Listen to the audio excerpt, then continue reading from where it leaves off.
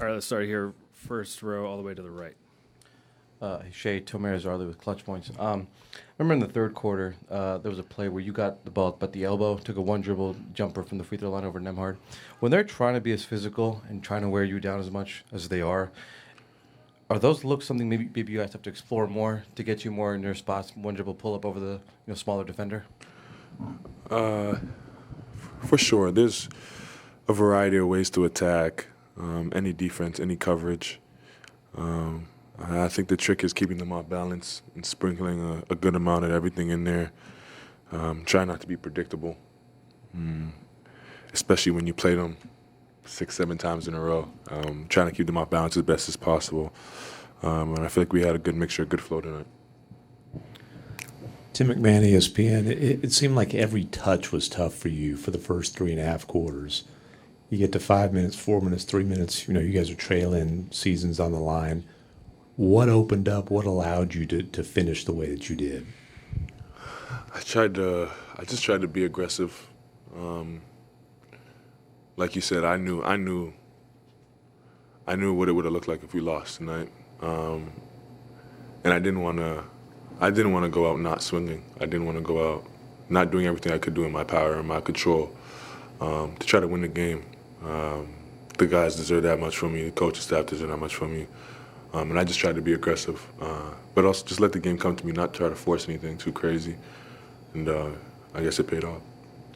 Back right. Shai, I was asking Coach Dagnall about just your demeanor out in games, especially when you said you knew what this game meant, how much was on the line here. But he says, you never know based on how you look, how your face. You could be having dinner on a Wednesday. What is it about? What is it inside you that your expression never changes, your demeanor doesn't change much even in these moments? Yeah, I think I just try to get lost in competing, lost in trying to figure out what I can do to help this basketball team win on any given possession. Yeah, that's what I try to get wrapped up in. That's what I try to completely focus on. Now, it's a little bit tough at times, given the situation and what's at stake, but that's what I try to wrap my head around for the most part. First row. Hey, Shai. Joel Lorenzi with the Oklahomans. You guys hadn't won a fourth quarter until tonight. What have you sort of learned over the course of the series to be able to withstand the quarter? And I guess second part, Cambridge was just saying that as you guys spilled off the court, there was a sense of relief. Did you sort of feel that? And what was behind that?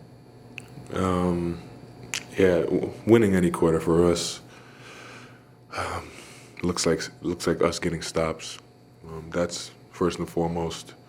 We do that, we give ourselves a chance to score easier baskets, play faster. But when we don't, it's harder.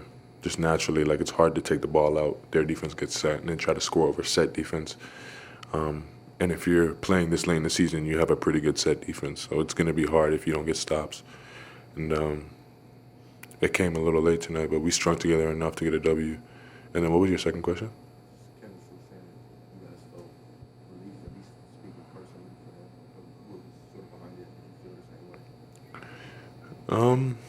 Not so much relief.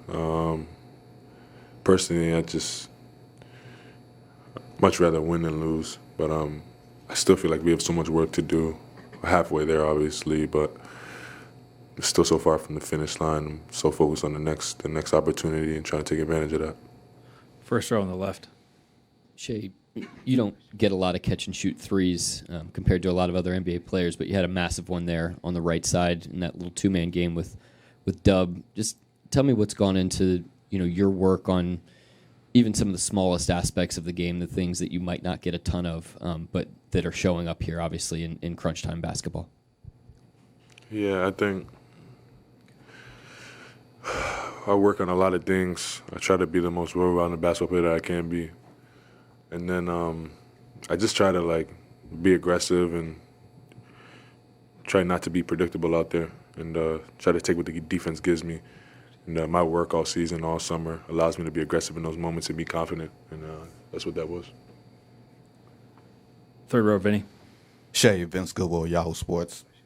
Teams down 2-1 have produced some great performances in recent history. Giannis in Milwaukee, Steph a couple of years ago against Boston. when it's 3:52 left, do you sense the game is in the balance? I can make sort of my stamp on this game here, not necessarily in history, but just do you sense the moment? Absolutely. That's what it's all about. Winning, especially this time of season, it comes down to the moments. It's going to come down to late game. Every team is good. It's barely going to be a blowout. And it comes down to the moments and who's willing to make winning plays on both ends of the floor. But yeah, I relish those moments, love the moments, good or bad. When I was a kid shooting on my driveway, I'd count down the clock for those moments, and now I get to live it. So it's a blessing, it's fun, and I relish it. Fourth row on the left. Daniel Belvia. So you and Dub went to that two-man game late in the game. Seemed like you guys made the right decisions every single time. Can you just talk about the benefits on getting to that two-man game, getting those mismatches with Dub specifically?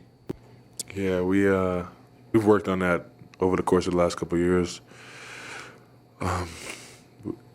Both of us can do multiple things with the basketball: shoot, pass, handle. And we try to just play off our instincts and play off each other, be aggressive, make the right basketball play. And if we do so, we usually end up with a pretty good shot because of the players we are. But yeah, we've worked on that over the course of time, and it showed up big tonight for sure. Second row on the left, Anthony. Yeah, despite the win, Mark was talking about how, the Pacers in some ways have found some solutions, against you guys that you guys need to solve. I'm just curious what you think they are doing well and what you feel like, as this series gets deeper, you guys need to solve. Yeah, they're winning the small battles. They're winning the physicality. They're winning the aggressiveness battles. They're winning the 50-50 plays. Now we strung together enough tonight in a short amount of time to come out with a W.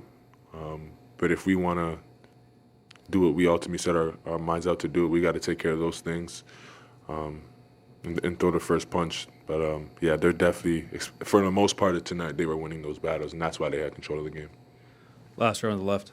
Adeshina Koiki, a lot of sports talk. Congratulations. Jalen Williams, when he was talking about Alex Caruso, said that he can become what your team needs in any sort of situation. For the time that Alex, has been teammates with you, how would you describe his adaptability for playing whatever role your team may need and does need to win games? And would you describe it as kind of a super ability?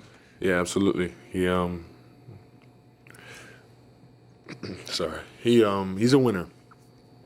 To put it all into one word, he does whatever it takes on any given night, whether it's making shots, whether it's deflections, whether it's a steal, whether it's a block, whether it's a rebound. He does whatever it takes every night. I've said this before, but he has a championship ring for a reason. It's no coincidence. He knows what it takes. He put the work in, and he's proving it every night. But yeah, he's a big-time performer, big-time teammate, big-time winner. If you want to win basketball games, you have a guy like that on your team, and we're lucky to have him. Fourth row on the right, Dan. Dan Devine, Yahoo Sports. Mark, when he was up here, credited Lou Dort with setting an unbelievable tone defensively in the fourth quarter.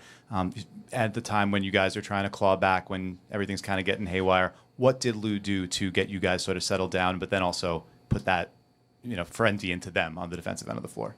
Yeah, he was himself. He was pressuring. He was making life difficult for them to get into offense. But he was physical on ball. He was disruptive. He was who he's been all season. I think that's the biggest thing. Like the more and the faster that we can just be who we've been all season in our identity, the better off we'll be. But yeah, he was really good in that situation. He was a catalyst for our comeback for sure. Last question, Barry. Yeah, Barry Trammell, Tulsa World. Shai, you had a great closing 3-4 minutes, but early in the game, J-Dub seemed to take a lot of the load. How much does it help and make it easier on you when you got a guy like that even if they're trying to bottle you up, a guy that can produce and sort of carry the offense for a while? Yeah, he was special tonight. He's been really good the last couple of nights. It's impressive to see his growth and his ability at such a young age on this stage. But yeah, he it's what makes us a good team. Like, it's more than just me, way more than just me. He can carry the load. He can be the second fiddle. He can just play defense. He can guard your five. Like, there's so many things he can do on a basketball court. I think that's why he's having the year he's having. But yeah, he was amazing tonight and makes life easier, not only for myself, but for the rest of the group, for sure. Thank you, Shai. Absolutely.